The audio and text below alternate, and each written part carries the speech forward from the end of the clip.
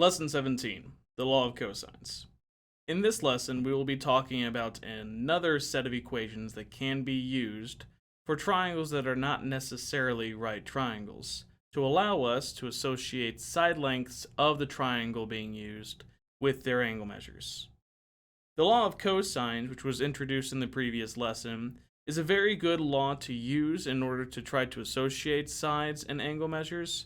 However, the law of sines does not cover every situation.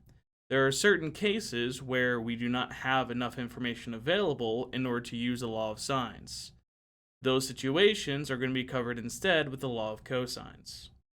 The law of cosines, admittedly, will have a little bit more of a complex formula compared to the law of sines.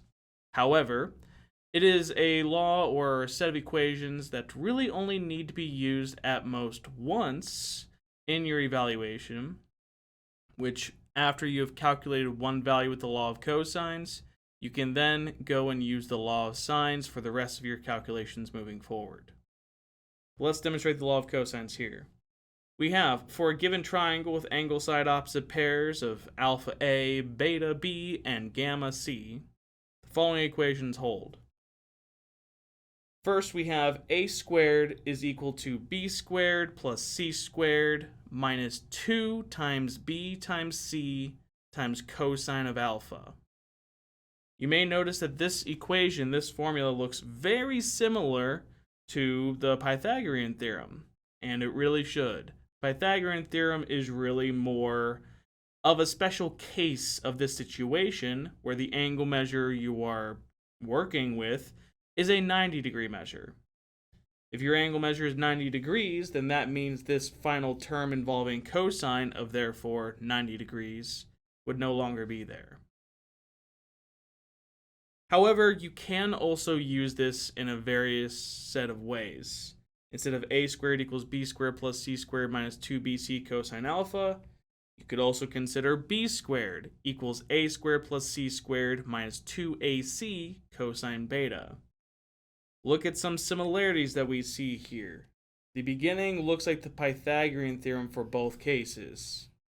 One side length squared is equal to the other two squared and summed.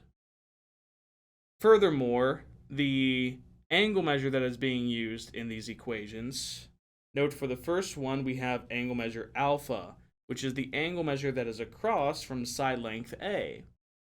In the second set of equations, we have angle measure beta that is across from side length B.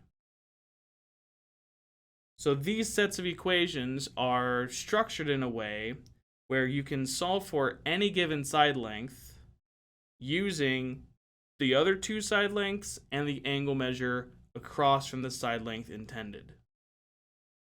That means this is going to work very nicely for side angle side triangles, where you have two sides, an angle measure in between, and you're trying to solve for the third side.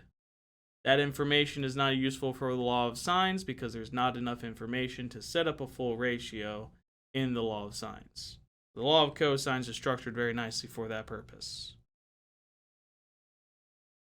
You can probably guess what the last set of equations for this is going to be, which is c squared plus equals a squared plus b squared minus 2ab cosine of gamma. Note that these are not three different equations that you need to know for the law of cosines. They're all just different versions of the same case. Just in general, you're trying to find one side length, and all you need are the other two side lengths and the angle measure across from the one that you're looking for. However, you could also take these equations and solve for cosine of alpha, cosine of beta, or cosine of gamma. For example, if you take that first set, a squared equals b squared plus c squared minus 2bc cosine alpha, and we try to solve for this expression of cosine of alpha. I would do so by subtracting the two squared terms over to the left, and then dividing by negative 2bc. If I do that, I can also rearrange the numerator so I don't have as many subtractions, and also don't have a negative in the denominator. and gets b squared plus c squared minus a squared divided by 2bc. That is equal to cosine of alpha.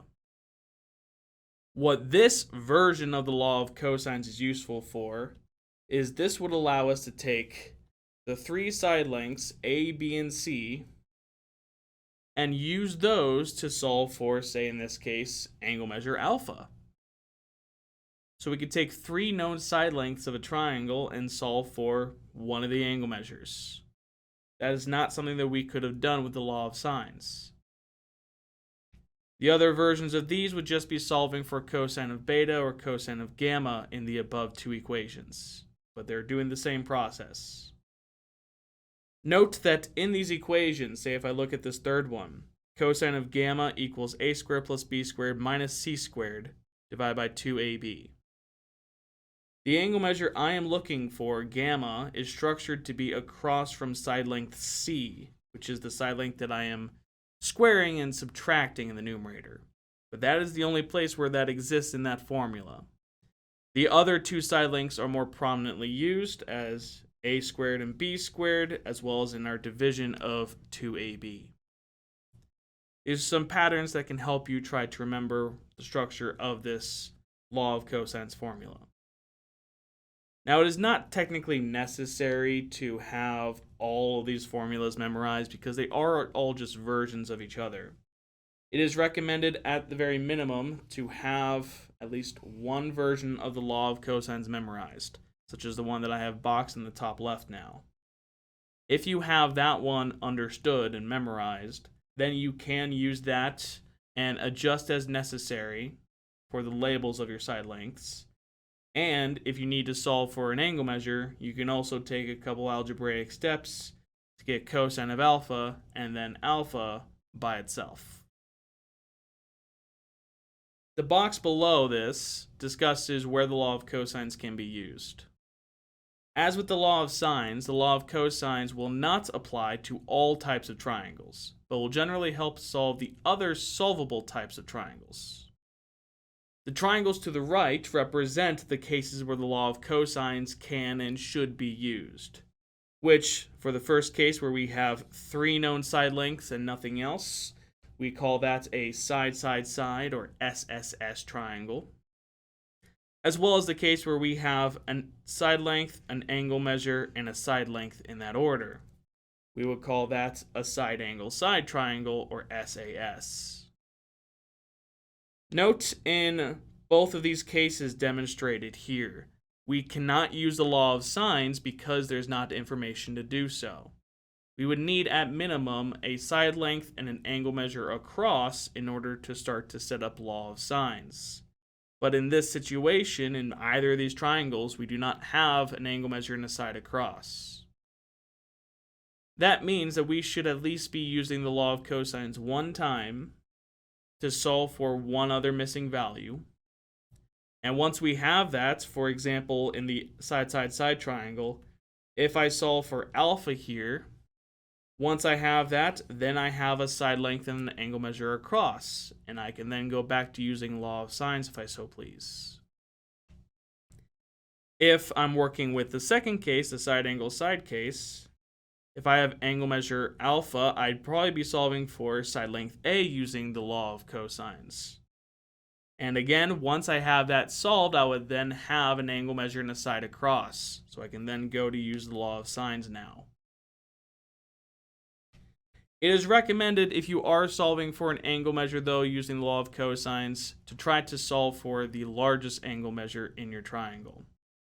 The reason for this is because the law of cosines actually has a bit of an advantage over law of sines when trying to solve for angle measures. That is the fact that you're not going to run into ambiguous cases with the law of cosines. The reason for that is because the law of cosines, compared to the law of sines, uses the cosine function, which will give an output when you use arc cosine. Arc cosine will give an output between 0 and pi, or in degrees, 0 to 180 degrees. Which means if the angle measure is supposed to be acute, then arc cosine will output that, Whereas if the angle measure is supposed to be obtuse, arc cosine can actually output that as well. This is in stark comparison to the law of sines, where arc sine cannot output an obtuse angle measure because arc sine is only defined between negative pi halves and pi halves, or negative 90 degrees to positive 90 degrees. Lastly, note that neither the law of sines or law of cosines works for angle triangles, which simply demonstrates the shape of the triangle but not the size of it. Angle triangles are not ones you can solve for specific side lengths because, for example, a 30, 60, 90 triangle can be written to fit on the size of a note card, but you can also draw a 30, 60, 90 triangle to fit on the size of a football field.